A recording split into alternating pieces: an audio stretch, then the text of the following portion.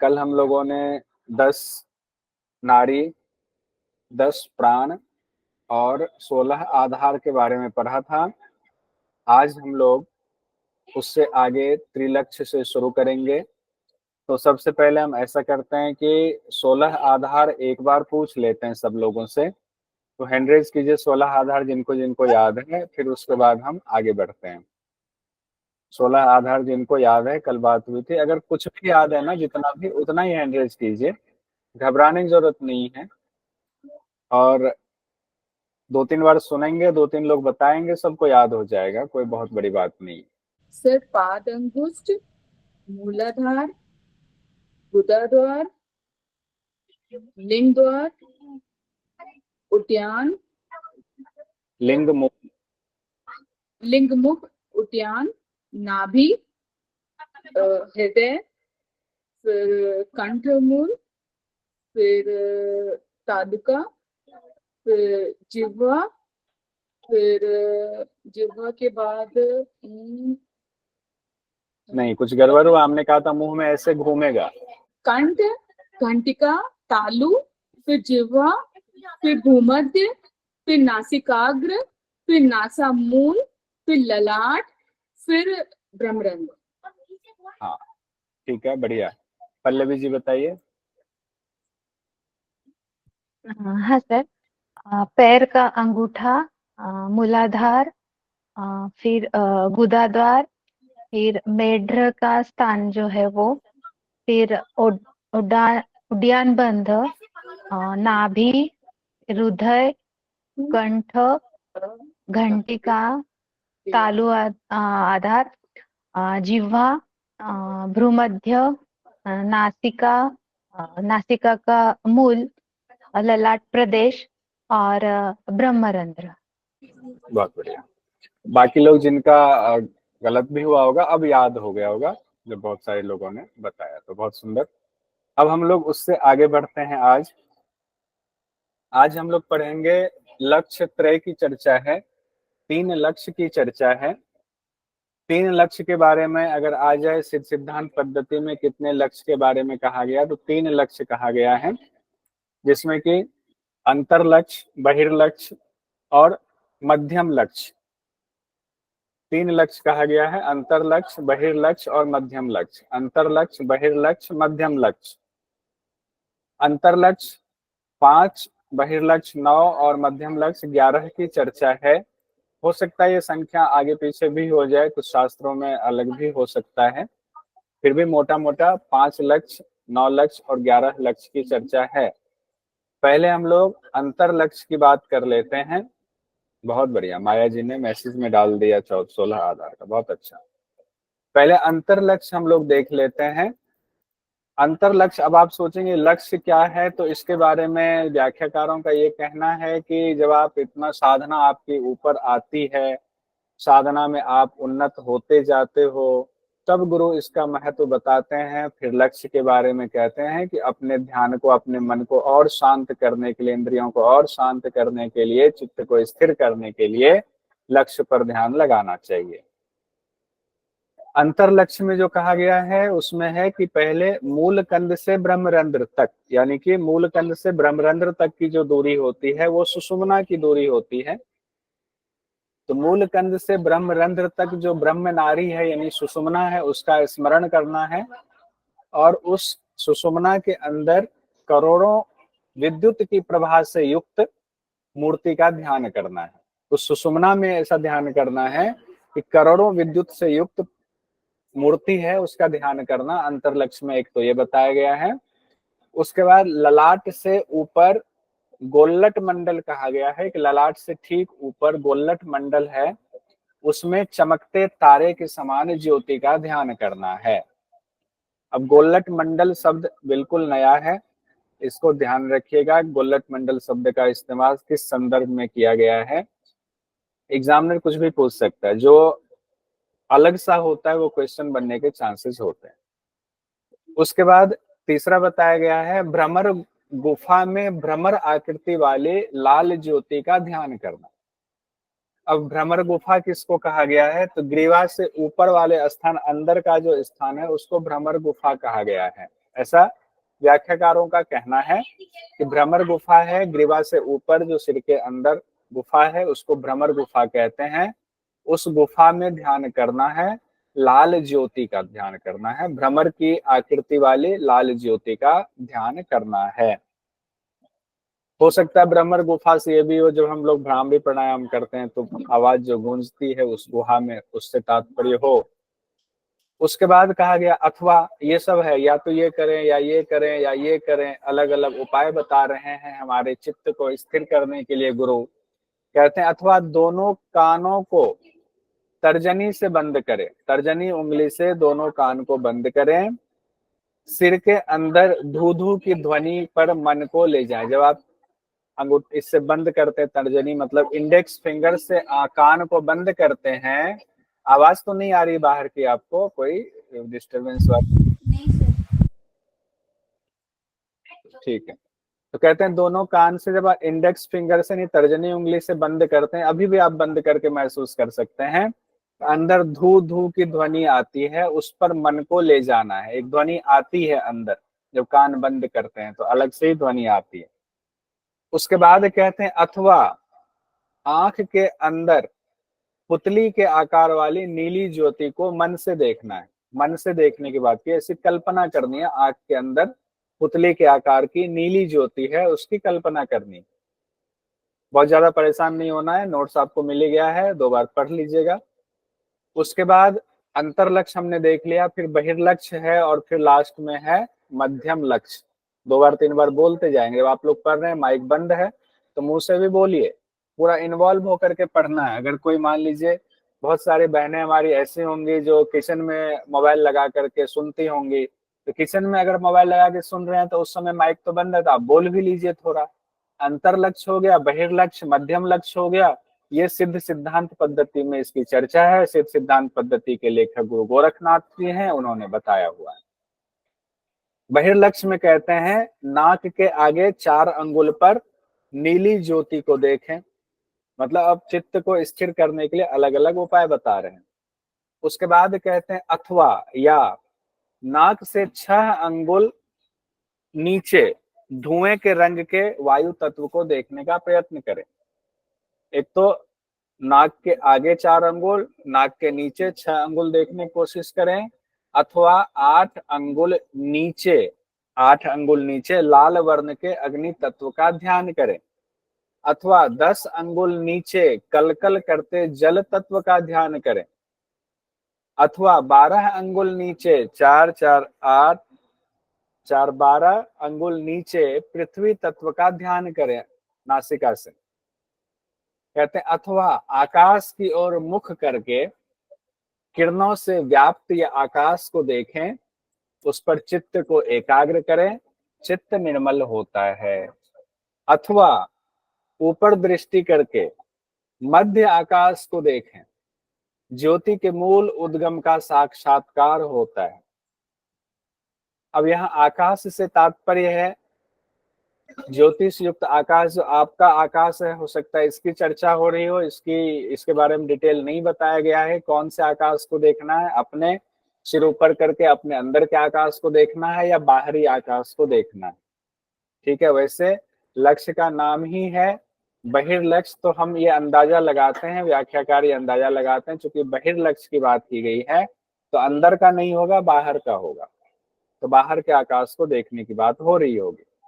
अथवा कहते हैं दोनों नेत्रों से तपाए हुए सोने के समान वर्ण वाली पृथ्वी को देखें। आकाश को देख रहे हैं या पृथ्वी को देख रहे हैं, इसमें भी दृष्टि आपके स्थिर होती है। ये तो हमने देखा नाक से 4 अंगुल सामने, फिर 6 अंगुल नीचे, फिर 8 अंगुल, फिर 10 अंगुल, इस तरह से देखा। हालांकि कुछ और ग्रंथ में सिद्ध सिद्धांत पद्धति के दूसरे लेखक के उसमें चर्चा अलग बताई गई है, अलग बातें कही गई है, और ये भी कहा गया है कि इस तरह अनेक बहिर्लक्ष्य पर ध्यान एकाग्र करने का वर्णन मिलता है। जैसे कि जो दूसरे ग्रंथ हैं उसमें जो बात कही गई है उसको हमने यहाँ लिखा है, जैसे कि नासिका के अग्रभाग से 2 अंगुल आगे लाल रंग के तेज का ध्यान करना है, ये बात कही गई है। 10 अंगुल आगे तरंग युक्त श्वेत वर्ण के लाल जल तत्व का ध्यान करना है। नासिका से 12 अंगुल आगे पीले रंग के पृथ्वी तत्व का ध्यान करना है, जबकि दूसरे शास्त्र में, मतलब दूसरे लेखक की पुस्तक में नीचे कहा गया था पृथ्वी तत्व के ध्यान करने की बात। तो जहाँ कंफ्यूजन है एग्जाम में वो सवाल नहीं आता है, जनरली अगर आता है तो आप उसको चैलेंज कर सकते हो। तीसरा जो लक्ष्य है वो है मध्यम लक्ष्य कहा गया। तीसरा लक्ष्य मध्यम लक्ष्य है। मध्यम लक्ष्य में कहते हैं आधार के बिना श्वेत वर्ण, मतलब श्वेत मतलब सफेद वर्ण को मन से देखना है। आधार के बिना ऐसा श्वेत लक्ष्य, मन आंख बंद करके श्वेत लक्ष्य को देखना है, श्वेत वर्ण को देखना है कि श्वेत रंग दिख रहा है।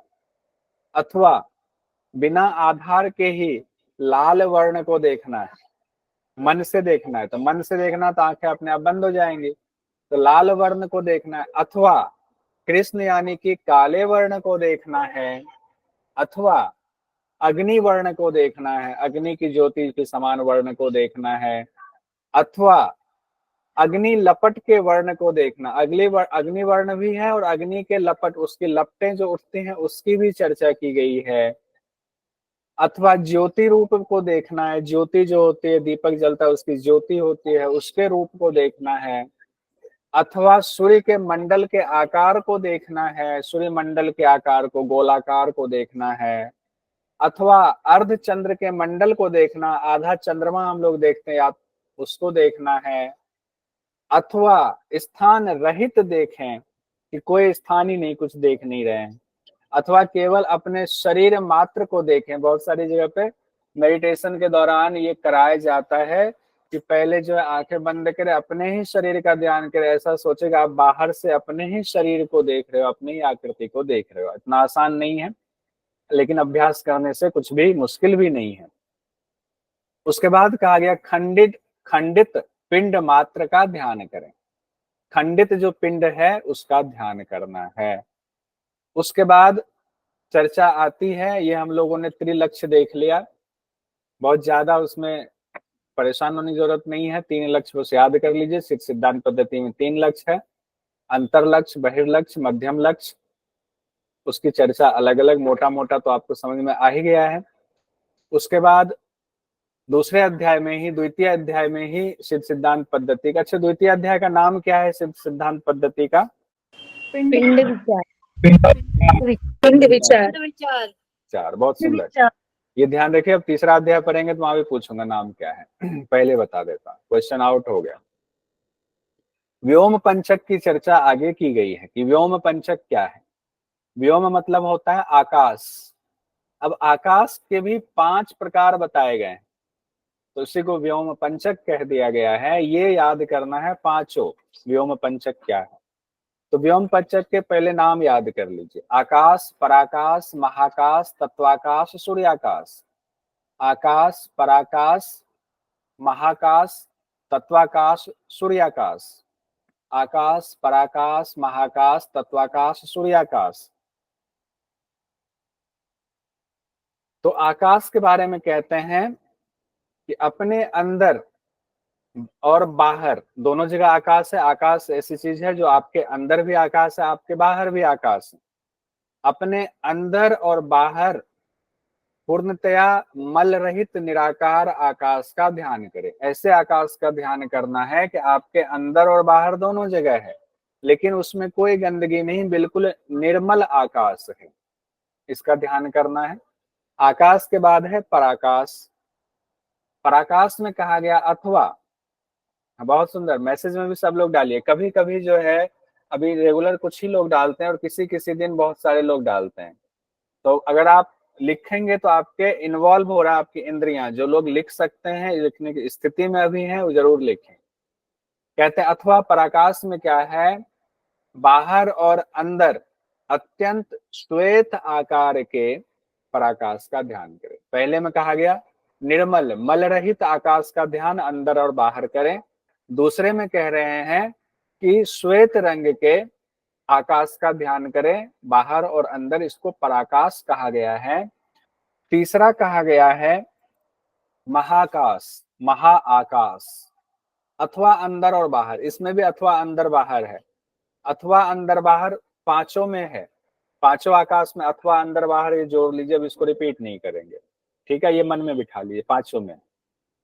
महाकाश में कहा गया है प्रलयकालीन अग्नि के सदृश अग्नि का ध्यान करना, प्रलय काल की अग्नि के सदृश। तो ऐसे प्रलय काल की अग्नि हम लोगों ने तो देखा है नहीं, प्रलय काल की अग्नि, हाँ पढ़ा सुना जरूर है कि प्रलय काल की अग्नि होती है। जैसे कि आप योग वशिष्ठ अगर आप पढ़ेंगे डिटेल में तो उसमें दिया हुआ है कि प्रलय काल के दौरान आकाश से लगते हैं तारे टूट टूट के जमीन पर गिर रहे हैं, चारों तरफ आग ही आग लगी हुई है, सब कुछ जल रहा है। इस तरह से प्रलय काल की अग्नि के सदृश अग्नि का ध्यान करने की बात की गई है। वो बहुत लंबी व्याख्या है, छोटा सा में हमने एक लाइन में। चौथा है आपके सामने तत्वाकाश या तत्व आकाश, तत्वाकाश या तत्व आकाश। इसमें भी अंदर और बाहर ध्यान करना है। तो कहते हैं चित्त स्वरूप वाले तत्व आकाश का ध्यान करें, चित्त स्वरूप मतलब चित्त के समान स्वरूप वाले तत्व आकाश का ध्यान करें। पांचवा है आपका सूर्याकाश, अपने अंदर और बाहर करोड़ों सूर्य के समान कांति में सूर्य का ध्यान करें। ऐसा सूर्य है जिसमें एक सूर्य की शक्ति नहीं, करोड़ों सूर्य की शक्ति समा गई है, ऐसा ध्यान करना है।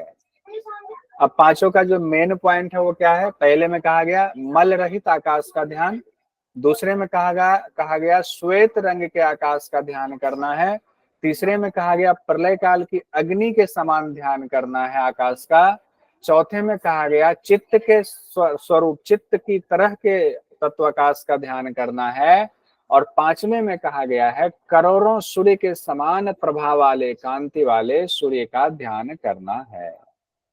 ये व्योम पंचक में कहा गया। बहुत आसान है, कोई दिक्कत नहीं है। एक बार दो बार पढ़ना है, बोलना है, आंखें बंद करनी है और उसको ध्यान करना है बिना बोले हुए। अब फिर एक बार लिख लेना है, सब याद हो जाएगा। उसके बाद सिद्ध सिद्धांत पद्धति में गुरु गोरखनाथ जी कहते हैं कि जो योगी सभी 9 चक्रों को, सभी 16 आधार को, 3 लक्ष्य को और 5 आकाश को, आकाश पंचक को नहीं जानता है, वो सिर्फ नाम का योगी है और कुछ नहीं, वो सिर्फ नाम का योगी है।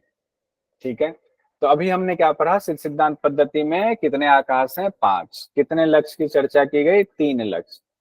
और लक्ष्य त्रय की चर्चा किस अध्याय में है? द्वितीय अध्याय। एक बार बता दीजिए, जो आकाश पांचों हैं, एक कोई हैंड रेज कीजिए, नहीं तो ना भीड़ में बोलेंगे तो पता नहीं चलता है।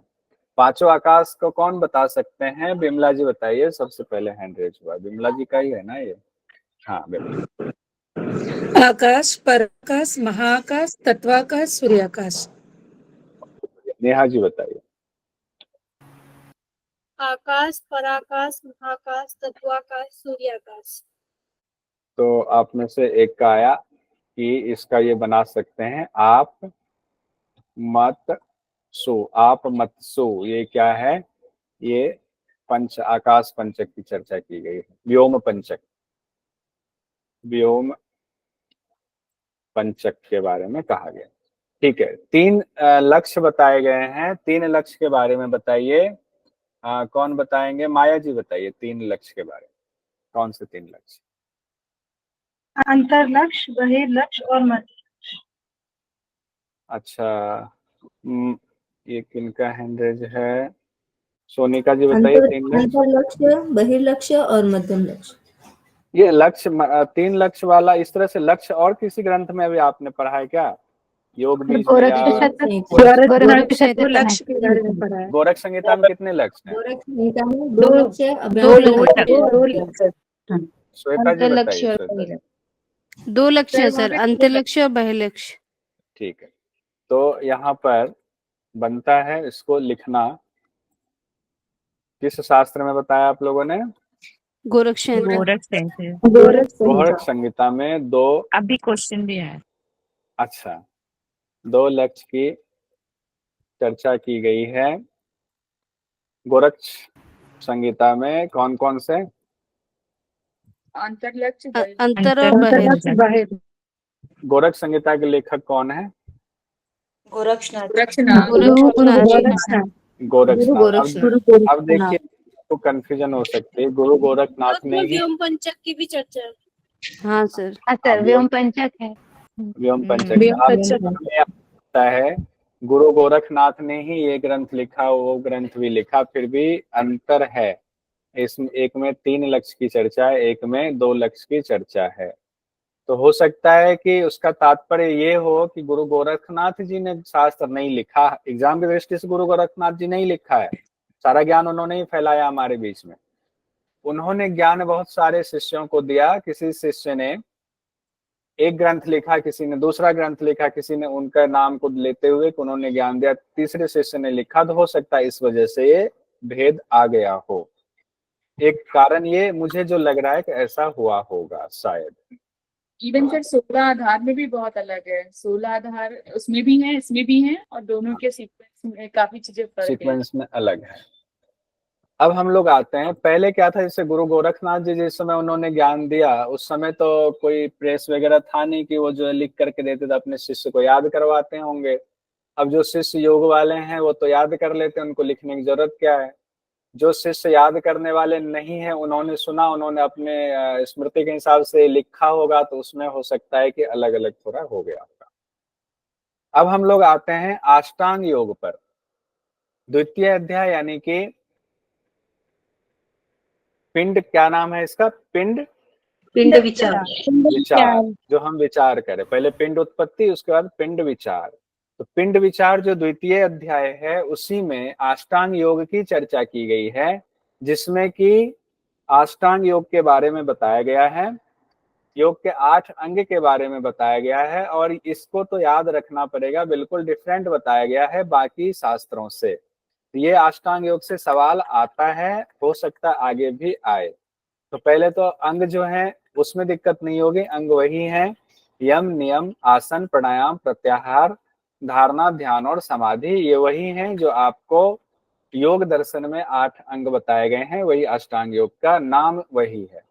लेकिन जो अष्टांग योग की व्याख्या की गई है, व्याख्या मतलब जो मंत्र में व्याख्या की गई है, वो बिल्कुल अलग है। इसको ध्यान कीजिए और इसको नोट कीजिएगा, इसको जरूर याद करना है। अब जैसे यम के बारे में कहते हैं, शांति, इंद्रियों पर विजय, शांति रखनी चाहिए और इंद्रियों पर विजय रखनी चाहिए। आहार, निद्रा, ठंडी वायु, तीव्र धूप पर विजय।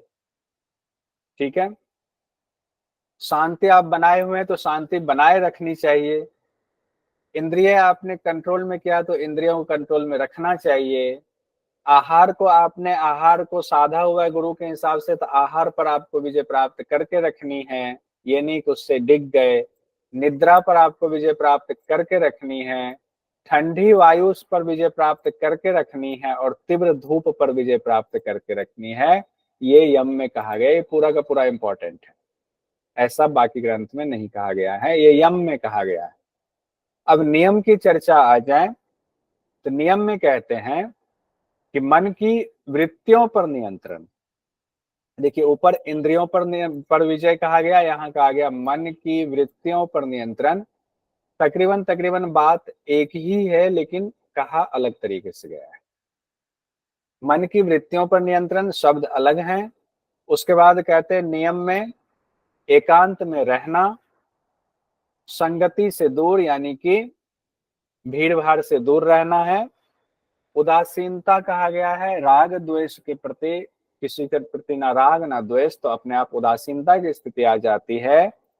उसके बाद कहा गया है लोभ मोह का अभाव, संतुष्टि, गुरु पर पूर्ण विश्वास। लोभ मोह का अभाव, संतुष्टि, गुरु पर पूर्ण विश्वास। उसके बाद तीसरे नंबर पर आया हुआ है आसन। अब यहाँ पर आसन में आपको आ जाए कितने आसनों का जिक्र किया गया है, तो कहते हैं पहले तो आसन में कहा गया है कि अपने सतचित स्वरूप में विद्यमान होना आसन है। अपने सतचित स्वरूप में विद्यमान होना, उसमें अवस्थित हो जाना आसन है। लेकिन उसमें अवस्थित कैसे होंगे, तो किसी शारीरिक आसन से आप जो है उस आसन तक, अपने सतचित स्वरूप वाले स्थिति तक पहुंच सकते हैं। तो 3 नाम लिया गया है, स्वस्तिक आसन, पद्मासन और सिद्धासन। स्वस्तिक आसन, पद्मासन और सिद्धासन, इनमें से किसी एक में एकाग्र होकर के आपको बैठना है। इनमें से किसी एक में एकाग्र होकर आपको बैठना है। स्वस्तिक आसन, पद्मासन और सिद्धासन में से। उसके बाद कहते हैं प्राणायाम। प्राण की स्थिरता प्राणायाम है। रेचक, पूरक, कुंभक, स्थान विशेष में श्वास स्थिर करना प्राणायाम है। ये प्राणायाम के 4 लक्षण बताए गए हैं। तो एग्जाम में आपके आ सकता है कि सिद्ध सिद्धांत पद्धति में प्राणायाम के कितने लक्षण बताए गए। देखिए, है कुछ भी नया नहीं, लिखने का तरीका, प्रेजेंटेशन का तरीका अलग है, और एक शब्द ये आ गया जिस वजह से एग्जाम में क्वेश्चन बन जाता है कि प्राणायाम के कितने लक्षण बताए गए। तो 4 लक्षण, 3 तो आप पहले जानते ही हैं, पूरक, रेचक, पूरक, कुंभक, और स्थान विशेष में श्वास स्थिर करना। स्थान विशेष में श्वास को स्थिर करना, ये प्राणायाम के 4 लक्षण बताए गए। ये भी नोट कर लीजिएगा, इंपॉर्टेंट। उसके बाद आते हैं हम लोग प्रत्याहार में। प्रत्याहार के बारे में कहा गया है सिद्ध सिद्धांत पद्धति में कि जैसे आत्मा के घोड़े को विषयों से लौटा लेना, आत्मा के घोड़े को विषयों से लौटा लेना। उसके बाद कहा गया विकारों से दूर करना, और उसके बाद कहा गया है उत्पन्न हो रहे विकारों को निवृत्त कर देना। बात एक ही है कि जो विकार उत्पन्न हुए हैं उसको निवृत्त कर देना, जो विकार आना चाह रहा है उसको आने ही नहीं देना। उसी को पहले दूसरे शब्द में कहा गया कि आत्मा के घोड़े को, तो आत्मा के घोड़े इंद्रिय हैं और इंद्रिय विषय की तरफ भाग रहे हैं। आत्मा राजा हो गया, राजा घोड़ा को पकड़े हुए उसकी लगाम को, तो आत्मा के घोड़े इंद्रिय हो गए। इंद्रिय जो है विषयों की तरफ भाग रहा है, तो उन घोड़ों को विषयों की तरफ, अपने रास्तों की तरफ से लौटा लेना कि शांत हो जाओ, स्थिर हो जाओ। ये प्रत्याहार में कहा गया। तो इसमें दिक्कत नहीं है, प्रत्याहार इंद्रियों को वश में करना ही कहा जाता है। उसके बाद कहते हैं धारणा के बारे में, वह आत्मा अंदर और बाहर एक ही है। धारणा, आत्मा अंदर और बाहर आत्मा एक ही है। अपने स्वरूप को ही अंतःकरण में आप स्थापित कीजिए, किसी और के स्वरूप को नहीं। अपना जो आत्म रूपी स्वरूप है उसी को ही अंतःकरण में स्थापित करना है। और जो भी भाव आपके अंदर उठ रहे हैं वो ये मानकर चलें कि वो भाव आत्मा से ही उठ रहे हैं, इसीलिए आत्मा में ही उन भाव को अनुभव करेंगे। जब आत्मा आत्मा आत्मा में ही सारे भाव को अनुभव करेंगे तो आत्मा पर ध्यान एकाग्र होता जाएगा। ये धारणा कहा गया। और क्या कहा गया है, मन को जो है दीपक की लौ की तरह पूर्ण स्थिर करें। मन को कैसे स्थिर करना है, दीपक की लौ की तरह। लेकिन दीपक की लौ तो हिलती डुलती रहती है, लेकिन जब वहां वायु रहित स्थान में दीपक जलती है तो लौ हिलती नहीं है। लौ हिलती है दीपक की तभी जब वायु का प्रवाह चलता है। जब वायु रहित स्थान हो, यानी वायु रहित से तात्पर्य यह है कि जब वायु का प्रवाह नहीं चल रहा है, वायु रुकी हुई है, तब लौ एकदम से स्थिर नजर आती है। उसी तरह से मन को स्थिर करना है, पूर्ण रूप से स्थिर करना है, कोशिश करनी है पूर्ण रूप से स्थिर करने की। ये धारणा है। उसके बाद ध्यान की चर्चा है। ध्यान में कहा गया अद्वैत भाव रखना। अद्वैत भाव रखना ही ध्यान है। ये इंपॉर्टेंट लाइन है, इसको भी नोट कीजिए। अद्वैत भाव रखना ध्यान कहा गया है किस ग्रंथ में? कहते हैं चित्त में जो कुछ भी भाव पदार्थ है वही आत्मा है। ऊपर भी यही कहा गया, जो कुछ भी भाव आ रहा है वो आत्मा के अंदर ही उसको महसूस करे। यहाँ उससे थोड़ा सा आगे है कि जो कुछ भी भाव पदार्थ है वो आत्मा ही है। चित्त में जो कुछ भी ज्ञान का विषय होता है सब उसका ही स्वरूप होता है। किसका? आत्मा का स्वरूप होता है। जो अब ज्ञान भी है वो भी ज्ञान आत्मा का ही स्वरूप है। ऐसा आपको कल्पना करनी है, ऐसी भावना करनी है, भाव ऐसा होना है। और उसके बाद ध्यान में ये कहा गया है कि जितने प्राणी हैं उसके प्रति संभाव की कोशिश करनी, इसका अभ्यास करना। देखिए ध्यान हम लोग 4 लाइन में पढ़ लेते हैं, 4 लाइन की बात नहीं है ये। एक एक ग्रंथ जो है इस पे लिखा जा सकता है, इसकी व्याख्या की जा सकती है, क्योंकि एक दिन में नहीं होता है, कई बार जीवन बीत जाता है ध्यान लगाने में। लेकिन 4 लाइन में पढ़ने से तात्पर्य ये नहीं कि आपको कहा कि आप सभी प्राणियों में संभाव रखें और आप रखने लग जाए। ये बहुत अभ्यास करना पड़ता है कि सभी प्राणियों के प्रति संभाव रखें। जब सभी प्राणी जड़ होते तब तो आप एक बार को संभाव रख लेते, लेकिन सब में चेतन भाव है तो सबकी क्रिया प्रतिक्रिया होती है, क्रिया प्रतिक्रिया से आप विचलित होते हैं, इसलिए संभाव रख पाने में अभ्यास वैराग्य की जरूरत होती है। उसके बाद समाधि की चर्चा आती है। 8वां अंग हमारा समाधि अष्टांग योग का सिद्ध सिद्धांत पद्धति के पिंड विचार वाले अध्याय 2 अध्याय में कहा गया है अंतःकरण में सभी तत्वों की सम अवस्था। अभी तो ऊपर कहा गया सभी प्राणियों के प्रति संभाव रखें, अब कहते हैं अपने अंतःकरण में जितने तत्व हैं उनकी सम अवस्था करने की कोशिश करें, अभ्यास करें। फिर क्या होता है, करते करते मन जो क्रियाशील मन है वो क्रियाहीन हो जाता है। मन क्रियाशील होता है, उसी को धारणा से फिर ध्यान में और रोके। समाधि तब होगी जब मन क्रियाशील मन पूरी तरह से क्रियाहीन हो जाता है और पूरी तरह से स्थिर हो जाता है, पूर्ण रूप से मन स्थिर हो जाता है। और अब उस मन को स्थिर करने की कोशिश नहीं करनी पड़ती है कि स्थिर रहे मन, अब बिना प्रयत्न के ही मन पूर्ण रूप से स्थिर है, तब समाधि मानी जाएगी। जब आप मन को स्थिर करने की कोशिश कर रहे हैं तब तक तो ध्यान में ही है, उससे कम अवस्था है तो धारणा में ही। जब पूर्ण रूप से स्थिर हो गया और आपको अब स्थिर करने के लिए प्रयत्न नहीं करना पड़ रहा है, प्रयत्न की शिथिलता है, प्रयत्न शैथिल्यम है, तब समाधि लक्षण माना जाता है। तब भी कहा गया समाधि लक्षण है, लक्षण आपके दिख रहे हैं, पूरी तरह से समाधि तभी भी नहीं, समाधि में बहुत स्तर हो सकता है। अब एक बार जितना पढ़ा उसको 3-4 लाइन में देखते हैं। सिद्ध सिद्धांत पद्धति में योग के कितने अंगों की चर्चा है, तो 8 अंगों की चर्चा है। किस अध्याय में है, तो 2 अध्याय में है। 2 अध्याय का नाम है पिंड विचार।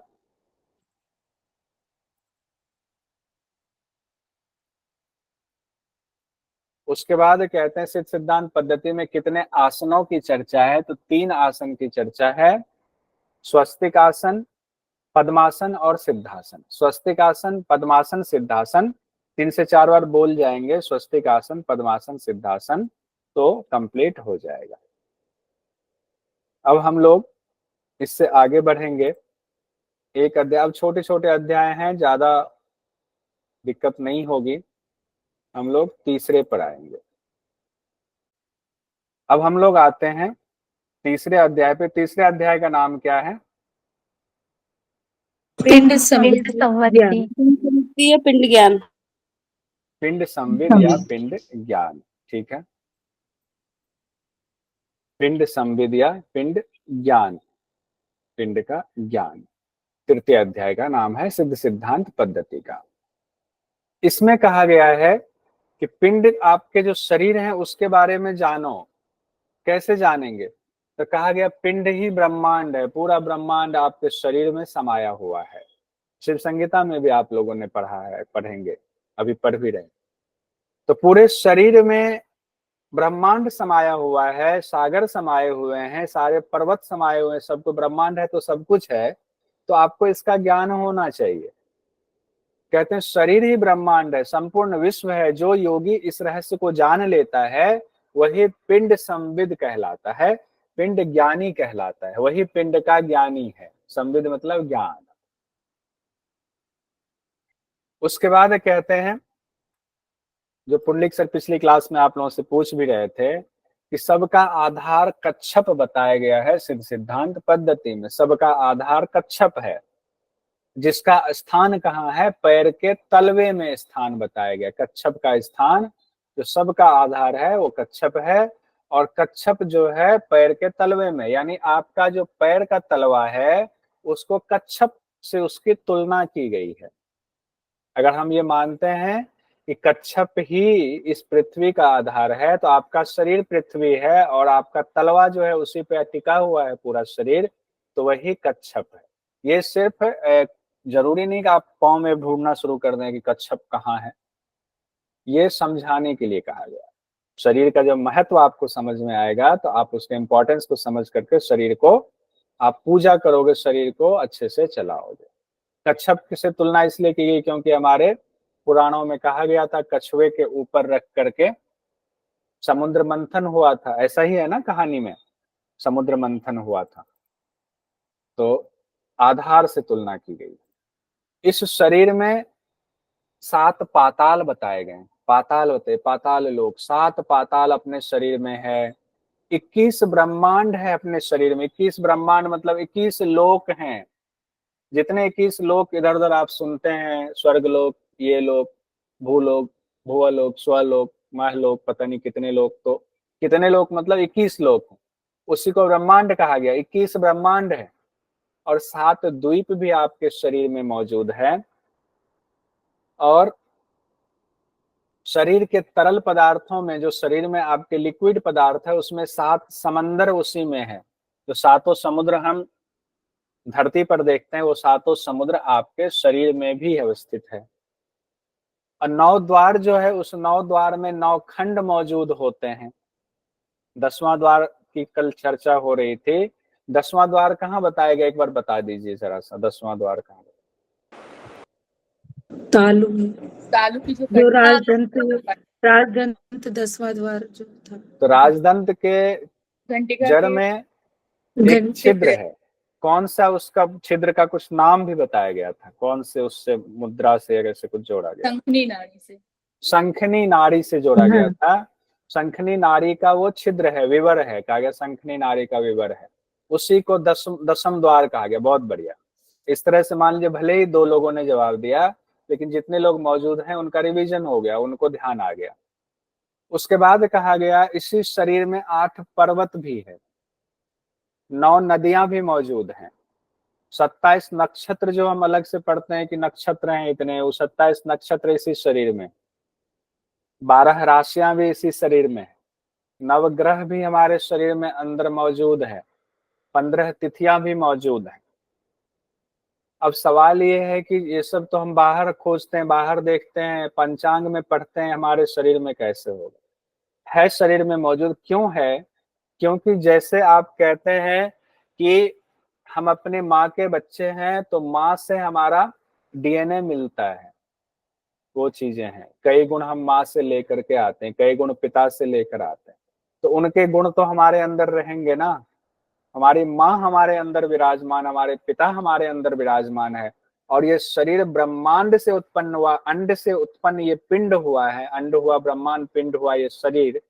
तो उस अंड का गुण तो हमारे शरीर में होगा, इस पिंड में होगा।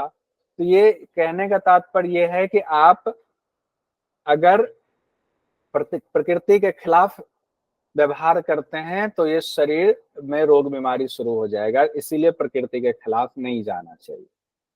जल्दी सोना चाहिए, जल्दी उठना चाहिए, अच्छा भोजन करना चाहिए, समय पर भोजन करना चाहिए, तब आपका शरीर स्वस्थ रहता है, नहीं तो दिक्कत हो जाती। अब शरीर में जो मौजूद 7 पाताल की चर्चा की गई है, पहले उसको देख लेते हैं। शरीर में कहाँ कहाँ 7 पाताल बताए गए। कहते हैं पांव के अंगूठे में पाताल लोक है। पांव के अंगूठे में एक और चीज कुछ बताया गया है। क्या बताया गया था? 16 आधार, 16 आधार में से एक आधार। पहला आधार, 16 आधार में से पहला आधार से सिद्धांत पद्धति पांव के अंगूठे में बताया गया, वहां पाताल लोक कहते हैं। और अंगूठे के आगे वाले भाग में, अंगूठाग्र कह सकते हैं, अंगूठा के आगे वाले भाग में तलातल पाताल है। पाताल लोक हो गया, तलातल लोक हो गया। 7 पाताल को नाम दिया गया है, पाताल, तलातल, महातल, रसातल, सुतल, वितल, अतल। पाताल, तलातल, महातल, रसातल, सुतल, वितल, अतल।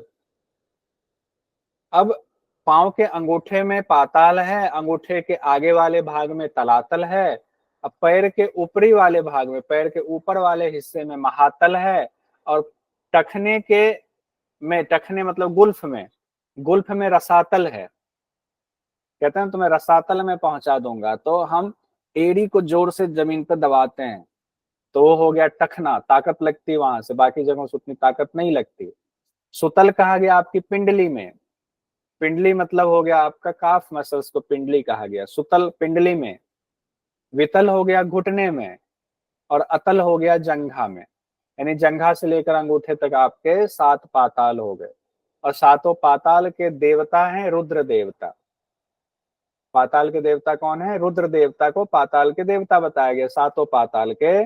और कहा गया है शरीर में जो क्रोध रूपी एक भाव है वही काल अग्नि रुद्र है। क्रोध रूपी जो भाव होता है, हमारे सबके अंदर क्रोध रूपी भाव होता है, वो काल अग्नि रुद्र है।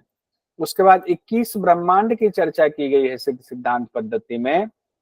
21 ब्रह्मांड के देवता पहले देख लेते हैं। पहले हम लोगों ने देखा 7 पाताल के देवता तो रुद्र हैं, और 21 जो ब्रह्मांड है उनमें से 3 भाग में बांटा गया है। पहले 3 को अलग, फिर उसके बाद 4 को अलग किया गया, फिर उसके बाद और नीचे बताया गया 4 3 7 और 14 आपको नीचे बताया गया है ब्रह्मांड। तो 3 जो हैं भूलोक, भुवलोक, स्वर्गलोक,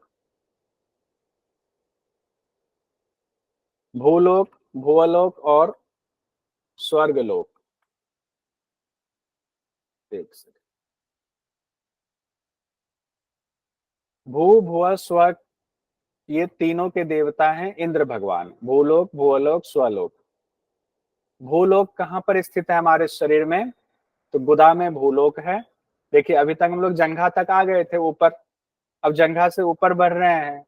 तो गुदा में कहा गया भूलोक, लिंग में कहा गया भुवलोक, और नाभि में कहा गया स्वर्गलोक का स्थान है। और तीनों के देवता इंद्र भगवान हैं, तो यानी इंद्र देवता भी हमारे शरीर में मौजूद हैं, उनकी शक्ति भी काम कर रही है।